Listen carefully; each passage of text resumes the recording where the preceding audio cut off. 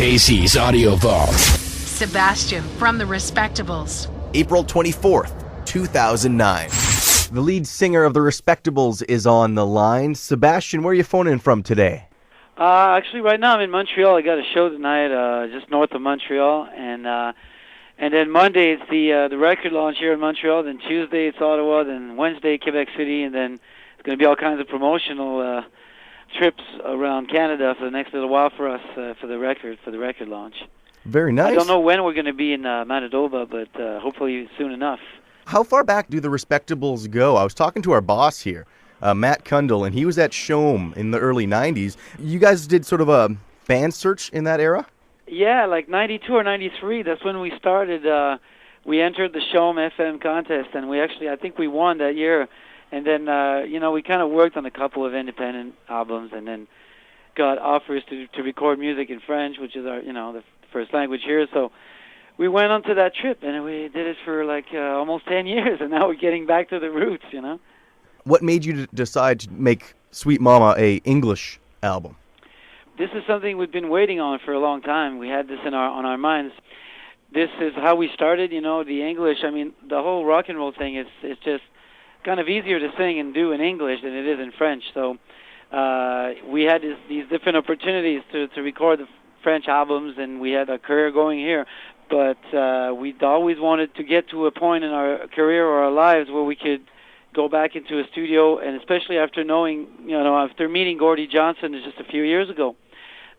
Became friends with Gordie, and then we'd been talking about this English album for a long time, and usually write a lot more songs in English than I do in French, and we just wanted to do this thing for so long, and we finally got to do it. We recorded the first half of the record in Montreal, and the second half down in Texas, where Gordie's headquarters are now. And it's finally ready to go, and we're going to release it next week, and it feels great. What kind of role did Gordie have in this? Was he was the producer, co-writer, or what did he do in the fold of the Respectables? I came to him with all the songs, but for obvious reasons, decided to rework on all the lyrics. So Gordie was co-writing all the lyrics with me, and also produced the whole record. And he even played on a couple of tracks, featured on Sugar, the first single. But he's actually playing a little bit of slide guitar on a couple of tracks, a couple of back vocals, things like this. But we worked on this thing together, and he's such a master in the studio now. And he's worked on so many great things besides Big Sugar and Grady. They already know it in Canada, but elsewhere people are going to find out that Gordie is a really amazing producer. Were there any other guests on Sweet Mama? Actually, yes, they were on the song Sugar. We did that one and recorded that one in Texas. So we got a chance actually to sit in with Ian McLagan. Ian McLagan was the pianist and the keyboard player for the Faces, and also was with the Rolling Stones in the late 70s.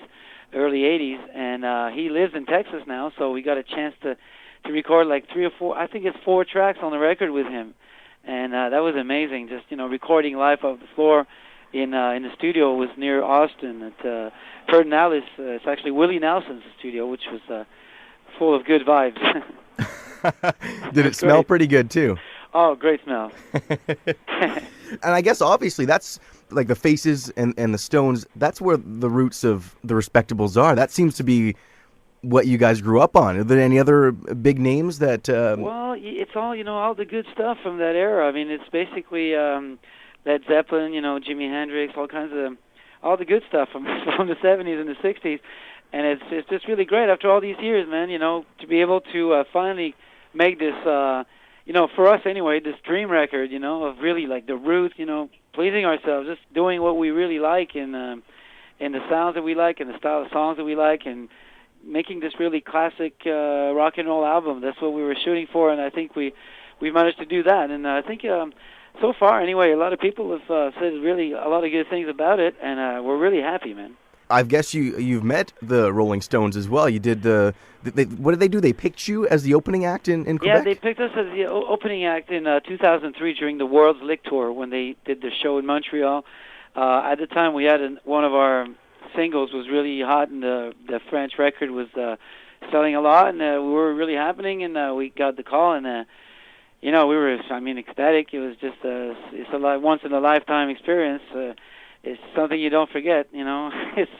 it was really amazing. I mean, the guys in the Stones, I mean, they're all really, I mean, true gentlemen. They were really nice to us. They took time to come meet us before the show. We took a picture, and shook hands, and the first guy to come out was Keith, coming out of the green room going, wow, here they are, the Respectables. It was really, it was out of this world. Now, Sebastien, you had spent many, many years in the French market. What is different about playing the rest of Canada? Well, it's hard to tell because, with the French, we recorded 3 French albums, and we actually got a chance to even perform these French albums outside of Quebec, like out west, even in Winnipeg. And I remember we were there, and other cities out west, a little bit around Toronto as well, but not so much, but a little bit. These are more like maybe often they're francophones that are, living different places in Canada that came to those shows. But the English shows we've only done once. Actually, that was a few months ago. We were just trying out the new songs. I mean, we got an invitation from the Trues to open for them in Kingston, Ontario. We went and did the show. I was kind of nervous. It was the first time we played all these new English songs, right? And being used to singing in French a lot. And there was a sold-out show, like a huge bar in Kingston. It was great. And we got this really amazing reaction. And I was really proud of that because English is not my first language, but it's English rock and roll. I mean, it's a culture that I really dig, and I love the English language as well. But it goes so well for me together, and to be able to perform in front of the people that really know this shit and get a good reaction like that made me feel really confident about this record. And I think it's gonna, hopefully, only gonna get better. Well, Sebastien, I appreciate you coming on the Rock Report. The new Respectables album is out on Tuesday. It's called Sweet Mama. Thanks again. Thanks a lot. Thank you. All the interviews you want on iTunes and at Power97.com. Casey's Audio Vault. Casey Norman is Power 97's music director and can be heard every weekday from 2 till 6 in Winnipeg, Manitoba, Canada. Power 97 is Winnipeg's best rock.